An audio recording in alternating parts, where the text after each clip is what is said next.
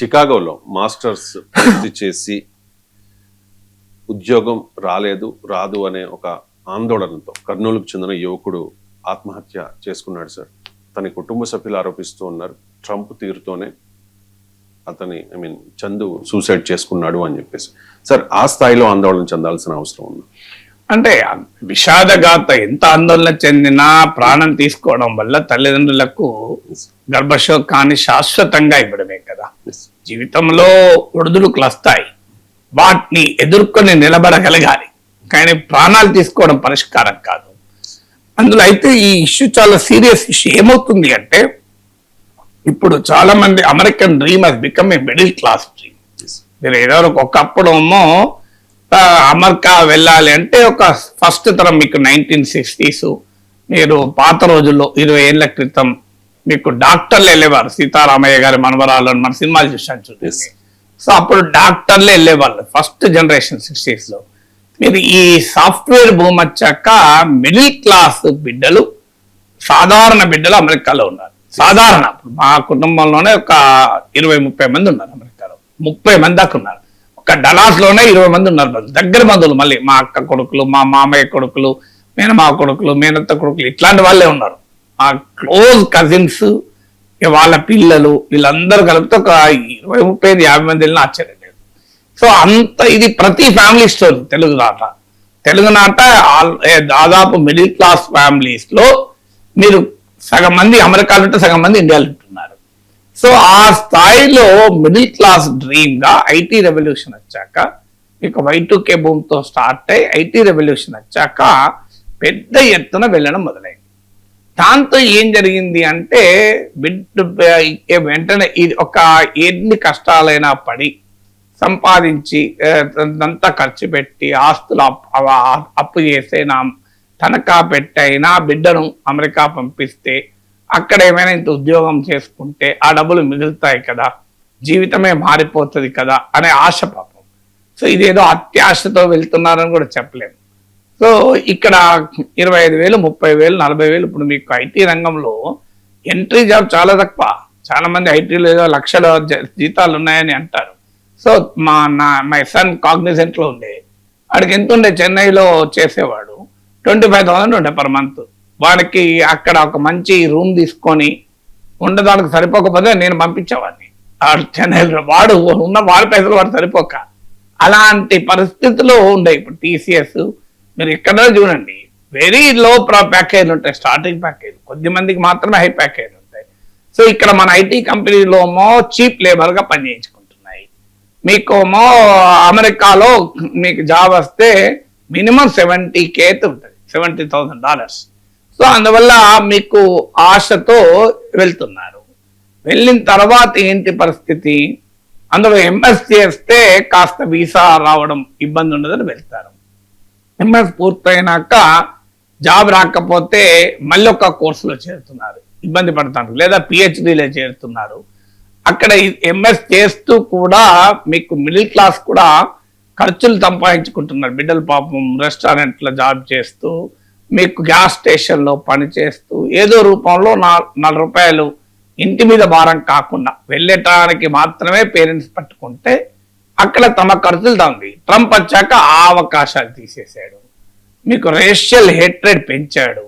మీకు రిస్క్ ఉన్నటువంటి ప్రాంతాల్లో బిడ్డలు పనిచేయడమే కష్టమవుతోంది. సో మీకు అందరికీ ఆన్ క్యాంపస్ ఫెసిలిటీస్ ఉండవు. ఆన్ క్యాంపస్ ల్యాబ్ అసిస్టెంట్ గానో, టీచింగ్ అసిస్టెంట్ గానో ఇట్లాంటి అవకాశ లైబ్రరీలో చాలా కొద్ది మందికి ఉంటుంది. సో బయట వాళ్ళు పని చేసుకుంటుంటారు పాపం. సో అది ట్రంప్ వచ్చాక టైటన్ చేశాడు. తర్వాత వీసా రూల్స్ టైటన్ చేశాడు. సో మీకు జాబ్ మార్కెట్ ఒకవైపు ఆర్టిఫిషియల్ ఇంటెలిజెన్స్, ఒకవైపు ట్రంప్ ఇంటెలిజెన్స్.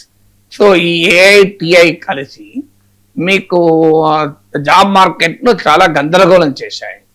సో దీని ఫలితంగా ఇవాళ పాపం ఆ టెన్షన్, అంటే ఇంటికి వస్తే ఇన్ని అప్పులు చేసి తల్లిదండ్రులు ఇంత ఆశపడితే నేను వెళ్ళాను, కానీ ఇక్కడికి రిటర్న్ వస్తే మళ్ళీ ఇక్కడ ఏమైనా జాబ్ ఉంటుందా, ఐటీ జాబు లేదు. సో ఇదొక జెన్యూన్ ఎమోషనల్ క్రైసిస్ చాలా మంది బిడ్డలకు. సో దీనికి పరిష్కారం ఏంటి? ఒకటి, మన కెపాసిటీని మించిన ఎక్స్పెక్టేషన్స్ను పేరెంట్స్ నర్చర్ చేసుకోవచ్చా ఏదో ఆలోచించాలి. అండ్ అక్కడున్న మార్కెట్ ఏంటి, మన ఎకనామిక్ కెపాసిటీ ఏంటి, మనం పంపగలిగితే అక్కడ విస్టాండ్ చేసుకోగలుగుతారా, అంటే ఒక 2 ఏళ్ళు ఏడాది పాటు ఉద్యోగం లేకపోయినా సస్టైన్ ఎలా కాగలరు, ఇవన్నీ ఆలోచించుకోవడం పేరెంటల్ ఫ్యామిలీ బాధ్యత. అక్కడ ఉన్న తెలుగు అసోసియేషన్లో కూడా నా అపీల్ ఏంటంటే, మీరు ఇప్పుడు ఆడ చాలా తెలుగు సంఘాలు ఉన్నాయి, చాలా మంది మన వాళ్ళు బాగా వెల్ పొజిషనింగ్ కూడా ఉన్నారు. ఎవరేజ్ అమెరికన్ ఇన్కమ్ హైయెస్ట్ గా ఉన్నది ఇండియన్ అమెరికన్ కమ్యూనిటీ. సో మన వాళ్ళు చాలా సంపన్నులుగా ఉన్నారు, డబ్బులు బాగా సంపాదించిన వాళ్ళకి కూడా ఉన్నారు. సో ఏదో ఒక రూపంలో మీరు ఇలాంటి వారికి సస్టెనెన్స్ కైనా సహకరించండి. సో దీనికి ప్రభుత్వము కూడా కాస్త ఇనిషియేటివ్ తీసుకొని, మన ఎంబసీ కూడా ఇనిషియేటివ్ తీసుకొని మీరు అక్కడ ఒక యాక్టివిటీ కార్పొరేట్ సోషల్ రెస్పాన్సిబిలిటీ లాగా భావించైనా కంపెనీలే కాదు, నేను అనేది ఏంటంటే ఈవెన్ మన Telugu associations, Telugu community, Indian community, Indian diaspora. మీరు prime minister Modi is a very popular among Indian diaspora. ఆయన అమెరికా వెళ్ళినప్పుడు ఒక పిలుపు ఇవ్వండి, మీరు మన పిల్లలు వస్తున్నారు ఇక్కడికి, వాళ్ళు కొన్ని క్రైసిస్ సిచ్యువేషన్స్ ఎదుర్కొన్నప్పుడు వారు అట్లీస్ట్ సర్వైవల్, వాళ్ళు ఏం సంపాదించి ఇంటికి పంపాల్సిన అవసరం లేదు, కనీసం వాళ్ళ ఖర్చులకు వాళ్ళు సస్టైన్ అయ్యటానికి అవసరమైన రీతిలో మీరు ఏమైనా హెల్ప్ చేయగలరా. సో అదొక అవకాశాన్ని మనం ఎక్స్ప్లోర్ చేయడం. ఆ తర్వాత మీకు వారికి ఆ రకమైన కాన్ఫిడెన్స్, ఎకనామిక్ ఫైనాన్షియల్ సస్టెనెన్సే కాకుండా మారల్ ధైర్యాన్ని ఇవ్వడం, అది చేయడం అనేది ఒక ఆస్పెక్ట్. అంటే వారికి సైకలాజికల్ కౌన్సిలింగ్, మేమున్నాం మీకు ఇక్కడ, దేశం కాని దేశంలో మీరు ఉండలేదు, మేమున్నాము అనేటువంటి ఒక మానసిక స్థైర్యాన్ని ఇవ్వడం, దాంతోపాటు మెంటరింగ్ ఇవ్వడం. మన వాళ్ళు బాగా సక్సెస్ అయిన వాళ్ళు కూడా ఉన్నారు.